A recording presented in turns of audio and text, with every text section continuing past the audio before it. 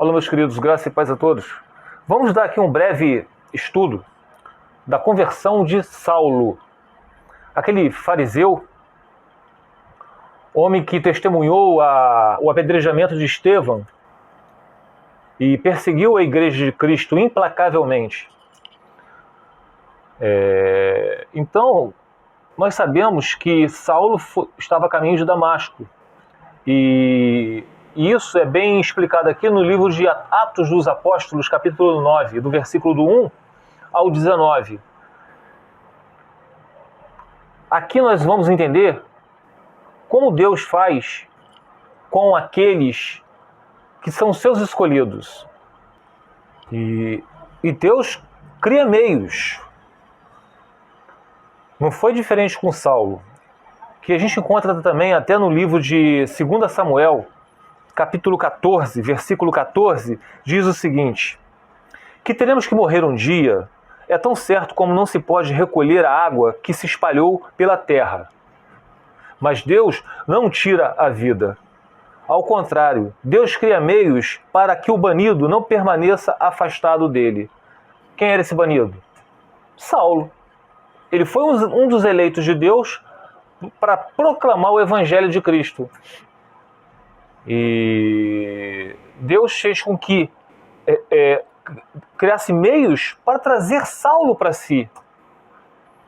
E vamos ler aqui no livro de Atos dos Apóstolos, do versículo 1 ao 19. Como Deus age, meus amados. Enquanto isso, Saulo ainda respirava ameaças de morte contra os discípulos do Senhor. Dirigindo-se ao sumo sacerdote, foi Saulo que se dirigiu ao sumo sacerdote, não foi nem o sumo sacerdote que se dirigiu a Saulo não, hein? Pediu-lhes cartas para as sinagogas de Damasco, de maneira que, caso encontrasse ali homens e mulheres que pertencessem ao caminho, pudesse levá-los presos para Jerusalém, ao caminho que? De Cristo. Em sua viagem, quando se aproximava de Damasco, de repente brilhou ao seu redor uma luz vinda do céu. Ele caiu por terra e ouviu uma voz que lhe dizia: Saulo, Saulo, por que você me persegue? Vocês podem ver aqui que Saulo não estava perseguindo Jesus Cristo, pois Jesus já havia ressuscitado e assuntou aos céus. Mas Saulo estava perseguindo os pequeninos de Jesus. Se lembra que Jesus falou que fizer mal a um desses pequeninos, seria melhor colocasse uma pedra e se jogasse no mar? Esses pequeninos são os discípulos do Senhor, são os cristãos. E Paulo perseguia o cristão. E quem persegue o cristão está perseguindo a Cristo. Jesus, quando falou, eu tive frio, vocês não me deram de que vestir.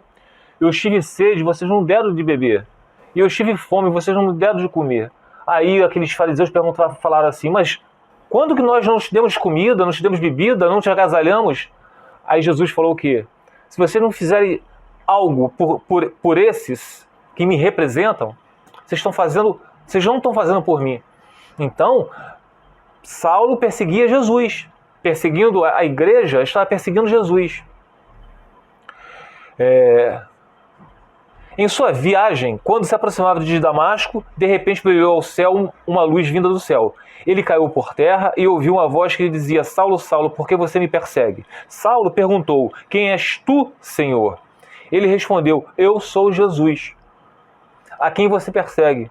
Levante-se, entre na cidade. Alguém lhe dirá o que você deve fazer.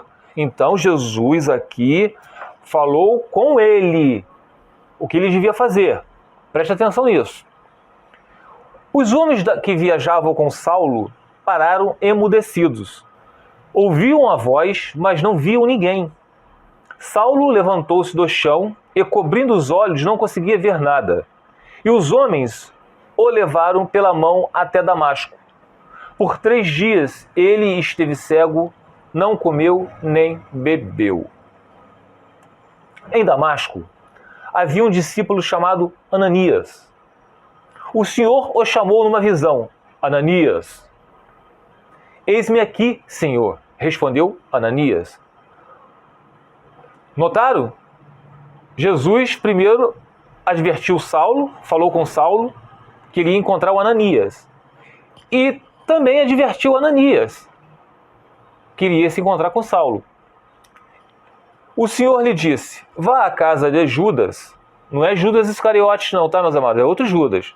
Na rua chamada direita, e pergunte para um homem de Tarso chamado Saulo. Ele está orando. Então Saulo estava sem comer, sem beber e estava orando. Numa visão, viu um homem chamado Ananias chegar e impor-lhe as mãos para que voltasse a ver. Então, Saulo teve uma visão. Respondeu Ananias, Senhor, tenho ouvido muita coisa a respeito desse homem e de todo o mal que ele tem feito aos seus santos em Jerusalém. As pessoas tinham medo de Saulo, ele lançava a prisão. Ele chegou aqui com autorização dos chefes dos sacerdotes para prender todos os que invocam o nome de Jesus. Então vocês sabem que naquela época os cristãos eram presos e eles eram lançados nas arenas para que leões comessem, devorassem as famílias cristãs. Mas o Senhor disse a Ananias, isso não está na Bíblia, tá, meus amados, que eu acabei de falar para vocês, mas isso faz parte da história.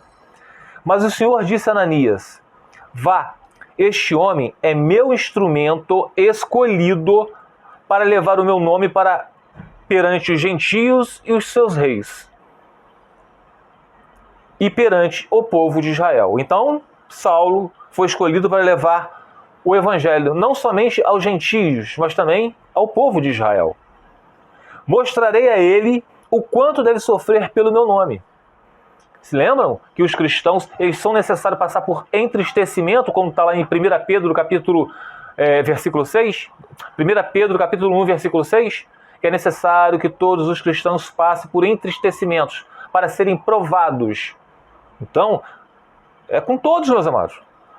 Mostrarei a ele o quanto deve sofrer pelo meu nome. Então, Ananias foi, entrou na casa, pôs as mãos sobre Saulo e disse, irmão Saulo, o Senhor Jesus, que lhe apareceu no caminho por onde você vinha, enviou-me para que você volte a ver e seja cheio do Espírito Santo.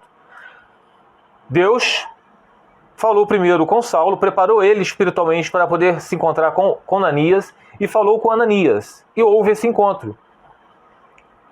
É assim que Deus faz para trazer de volta o seu banido. Versículo 18. Imediatamente, algo como escamas caiu dos olhos de Saulo, e ele passou a ver novamente. Levantando-se, foi batizado. Repetindo. Irmão Saulo, o Senhor Jesus lhe apareceu no caminho por onde você vinha. Enviou-me para que você volte a ver e seja cheio do Espírito Santo. Além de ele voltar a ver com os olhos, a visão dele mesmo, terrena, a sua visão espiritual, a sua cegueira espiritual também foi curada. E ele se batizou e foi cheio do Espírito Santo.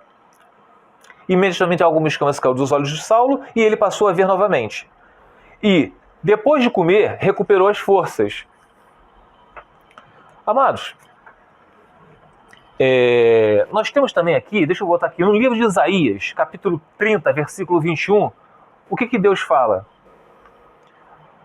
Quer você se volte para... Isaías 30, 21. Quer você... Olha como é que Deus fala com as pessoas. Quer você volte para a direita, quer para a esquerda, uma voz atrás de você lhe dirá, este é o caminho, siga-o. Isso é o que o Espírito de Deus, o Espírito Santo faz conosco. Ele nos... Às vezes a gente é inclinado a seguir um determinado caminho. Aí vocês podem falar assim, mas Wellington, como é que a gente pode saber se esse caminho, se é Deus falando com a gente ou se não é Satanás? É quando vocês estudam a Bíblia. É quando vocês sabem qual é a boa, agradável vontade de Deus. É da vontade de Deus que vocês se casem de novo com uma pessoa, independente do que tenha acontecido lá na primeira aliança. Se houve o que quer que seja, mas vocês são divorciados. É da vontade de Deus que vocês venham se casar de novo? Se o seu primeiro cônjuge ainda vive? Não. Então, vocês sabem quem está falando com você aqui atrás do ouvido. Se é Deus ou se é o diabo. Agora, se vocês estão inclinados, Sempre a clamar pelo cônjuge que foi. Vocês estão perseverando. Vocês estão entendendo que o casamento até que a morte os separe, porque vocês estão lendo a palavra de Deus. Quando vocês estão cheios do Espírito Santo, meus amados, é que vocês estão lendo a palavra de Deus. Para estar cheio do Espírito Santo, não precisa falar aquelas línguas doidas, não precisa vocês ficarem se rodopiando. Não. O verbo se tornou carne. O que nós estamos lendo aqui agora? É o verbo, que é a palavra de Deus. Então, nós temos que discernir tudo isso que está escrito aqui espiritualmente. Que nós sabemos que tem muitos professores de teologia que são ateus. Então, além de nós estudarmos a sã doutrina, aqueles que são de Deus vão entendê-las espiritualmente. Então vocês sabem que vocês só podem se casar de novo, como diz lá em 1 Coríntios, capítulo 7, versículo 39, somente na morte do cônjuge de vocês. Quando ele falecer, aí sim vocês poderão casar com alguém, desde que seja no Senhor. Se tiver alguma coisa, a voz atrás de vocês falando que vocês podem se casar com outro porque vocês foram largados, ou que houve um adultério, isso aí não é Deus falando com vocês. Isso é espírito do maligno. Então, meus amados, é assim que vai acontecer com o cônjuge de vocês. Hoje, vocês estão tendo uma voz falando para vocês, perseverem. O segundo aliança é adultério, independente do que possa ter acontecido. Perseverem. Clame pelo seu cônjuge, porque ele é um descrente que se foi. Então, se ele é um descrente, como diz lá em 1 Coríntios capítulo 7, vocês têm que clamar pela salvação deles. E vocês vão sendo alimentados com o quê? Com a palavra. Vocês vão estando cheios do Espírito Santo. Sem necessidade de ficar rodopiando, que feito macumba. Sem necessidade de ficar falando aquelas línguas doidas. Vocês estão entendendo, meus amados?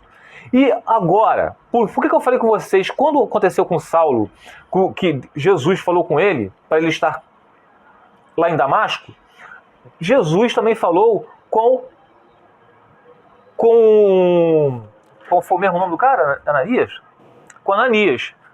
Quer dizer, Deus preparou ambos,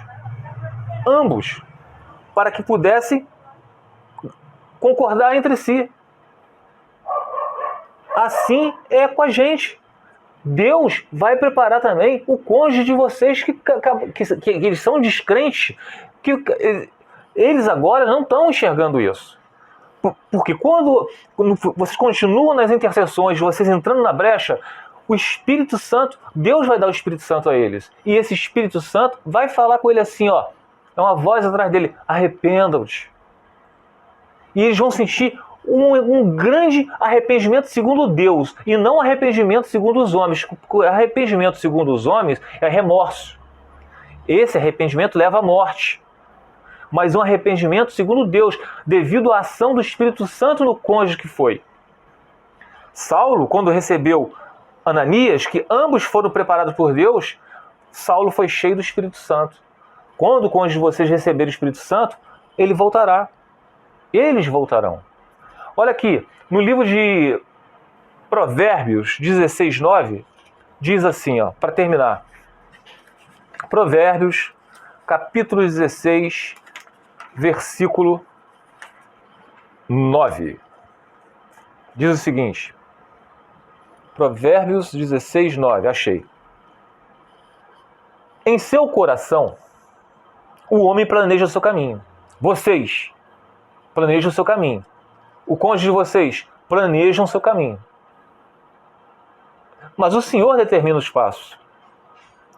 O cônjuge de vocês, por ser descrente, que quiseram se divorciar, eles planejaram o caminho deles. Eu não amo mais. Realmente, eles não amam mais, porque eles estão seguindo a ordem do mundo. Se divorciam, casam com outra pessoa. Mas é o Senhor que vai determinar os passos deles. Por quê? Porque vocês estão intercedendo por eles. Aí volta aquele versículo que eu tinha lido para vocês ali. 2 Samuel 14:14. O que diz lá 2 Samuel 14:14? 2 Samuel, vamos lá, vou pegar aqui de novo que saiu aqui, achei. 2 Samuel 14:14, que diz que teremos que morrer um dia, tão certo que não se pode recolher a água que se espalhou pela terra. Mas Deus não tira a vida. Deus não tira a vida do cônjuge de vocês, meus amados. Ao contrário, Deus cria meios para que o cônjuge de vocês, que é o banido, não permaneça afastado de Deus. Deus levantou cada um de vocês para clamar pelo cônjuge de vocês. Por isso que eu falei também, tem muitos casamentos que realmente não vão ser restaurados. Porque tem gente que vai desistir. Porque esses que vão desistir, eles são tão descrentes quanto o cônjuge deles que for. É simples entender isso.